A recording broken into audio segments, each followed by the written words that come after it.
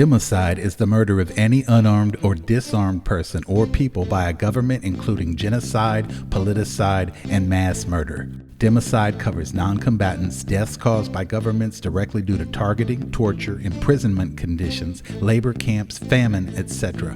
Most democide deaths have been by governments to its own people.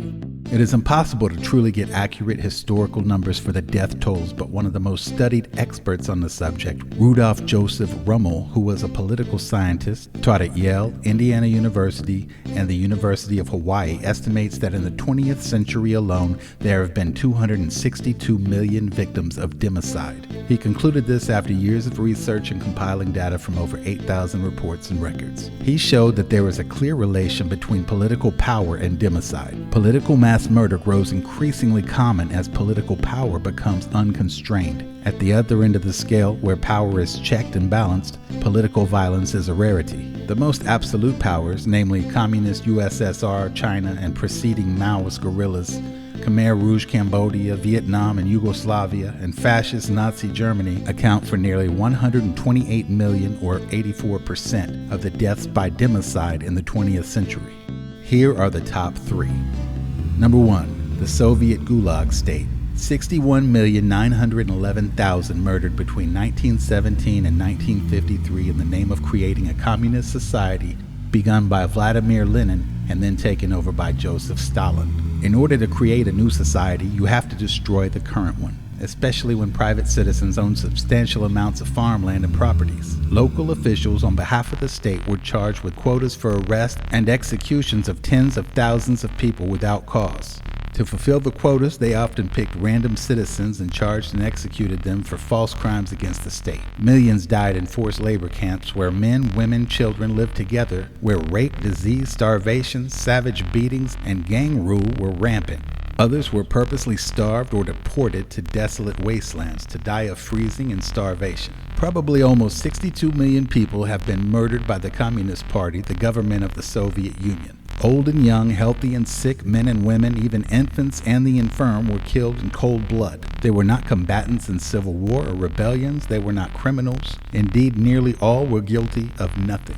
Some were from the wrong class, middle class, landowners, aristocrats, kulaks. Some were from the wrong nation or race. Some were from the wrong political faction. Some were just their sons and daughters, wives and husbands, or mothers and fathers. And some were in lands occupied by the Red Army, Germans, Poles, Hungarians, Romanians. Then some were simply in the way of social progress, like the mass of peasants or religious believers, and some were eliminated because of their potential opposition, such as writers, teachers, churchmen, or the military high command, or even high and low Communist Party members themselves. In fact, we have witnessed in the Soviet Union a true egalitarian social cleansing and flushing. No group or class escaped, for everyone and anyone could have had counter-revolutionary ancestors, class lineage, or counter-revolutionary ideas or thoughts, or be susceptible to them.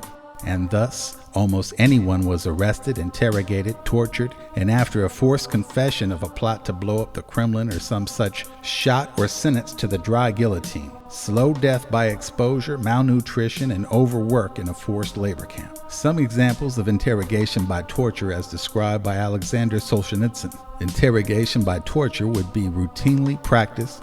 Prisoners would have their skulls squeezed with iron rings, a human being would be lowered into an acid bath, or they would be trussed up naked to be bitten by ants and bedbugs. A ramrod heated over a Primus stove would be thrust up their anal canal. A man's genitals would be slowly crushed beneath the toe of a jackboot, and in the luckiest possible of circumstances, prisoners would be tortured by being kept from sleeping for a week, by thirst, and by being beaten to a bloody pulp. The state would employ such devious tactics as using scholars and intellectuals to consort amidst the lower classes and prey on the sense of jealousy and resentment they already had for those who owned land and were doing better economically by convincing them that they were being oppressed. And all those who were doing better were their oppressors, creating division among the commoners so that the lower class was helping round up and police the middle class and upper class. Of course, in the end, the lower class were also imprisoned and killed along with all they had helped to imprison. Pawns in a game for the few in the Communist Party who truly held the power. In the words of Rudolf Rummel, the more power a regime has, the more likely people will be killed. Concentrated political power is the most dangerous thing on earth. Number 2. Maoist China. 1949 to 1987, 35,236,000 murdered. In the first half of the 20th century alone, China was plagued with infighting of nationalists versus communists and Japanese occupation. These alone accounted for well over 10 million massacred, but are of separate nature and are not counted in this 35 million toll. 1 October 1949, Mao Zedong officially proclaimed the People's Republic of China. Their principles derived from Marxist-Leninism as interpreted by Mao Zedong. Beginning in 1950, carefully and nationally organized movements were spawned in rapid succession. Land reform, suppressing anti-communist guerrillas, new marriage system, religious reform, democratic reform, suppressing counter-revolutionaries, anti-rightist struggle, suppressing the 5 black categories, etc. Only when these movements, and especially the total collectivization of the peasants and Great Leap Forward, destroyed the agricultural system, causing the world's greatest recorded famine, 27 million starved to death, did the communists begin to draw back from or slacken their drive. Shortly after this famine, in the mid-1960s, an intra-party civil war erupted between Mao Zedong and his followers, who wanted to continue the mass-based revolution in a more moderate, pragmatically oriented faction. The resulting cultural revolution probably cost over 1.6 million lives. Mao won, but only temporarily. With his death soon after, the pragmatist and capitalist Roters regained power and launched China into a more open, economically experimental direction, even a more liberal path until the Tiananmen Square demonstrations and subsequent massacres of 1989. Indeed, from October 1949 to 1987, the Chinese Communist Party probably killed more than 35,200,000 of its own subjects. These were landlords and rich peasants, counter-revolutionaries and bandits, leftists, rightists, capitalists, Roters, scientists, intellectuals, scholars, Kuomintang agents and Western spies, wrong and bad elements, and often their loved ones, relatives, and friends, even babies. All such human beings were sacrificed for the most massive, total social engineering projects ever forced on any society in modern history. For total communist power, over 500 million peasants were sacrificed, and the independent landlord, rich, peasant, and gentry were destroyed. It was for the forced, temporary redistribution of land to the peasants to buy their way into the party. It was for the subsequent nationalization and seizure of this land for communes, a military-like factorization of the peasants and farming. It was for the achievement of total power, the communist Chinese anthill 99 over the family, even its mating and sexual practices. It was for the full control and naturalization of all private contracts and businesses. It was for the eradication of any possible opposition to party doctrine and policies by intellectuals and scholars. It was for the proletarianization of scholarship and science and all highly skilled occupants. It was for the elimination of any wrong thoughts through regular struggle, aka brainwashing sessions, in every neighborhood, group, and organization. And it was for the purging of any dissidents or opponents of the current party line, whatever the top party members at the time should pronounce it to be.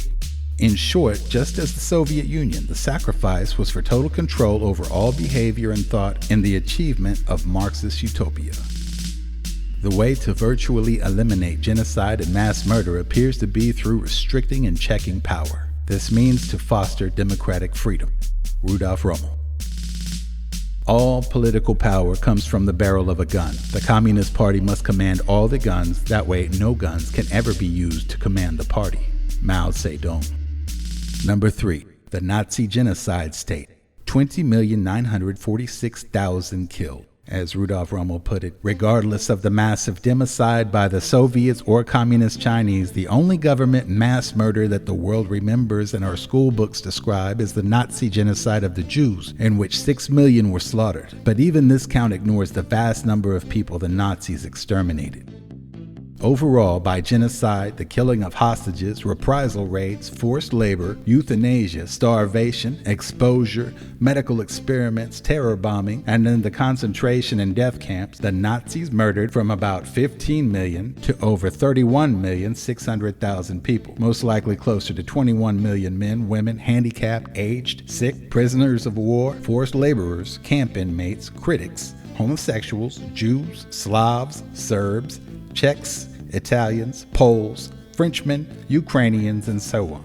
Under Adolf Hitler, a madman at the helm of a radical party, mass democide was carried out. As all this makes clear, the Nazi leaders were absolute racists. They believed utterly in the superiority of their Aryan race. They had no doubt that they were the pinnacle of racial evolution, that eugenically they were the best, and therefore no inferior group could be allowed to pollute their racial strain. Inferior races were like diseased organs that had to be surgically removed for the health of the body. One Nazi doctor, looking at a smoking crematoria in Auschwitz, was asked how he could reconcile the slaughter with his Hippocratic oath. In the Nazi world, his answer was justification enough for the pain and death inflicted on millions. When you find a diseased appendix, you must remove it.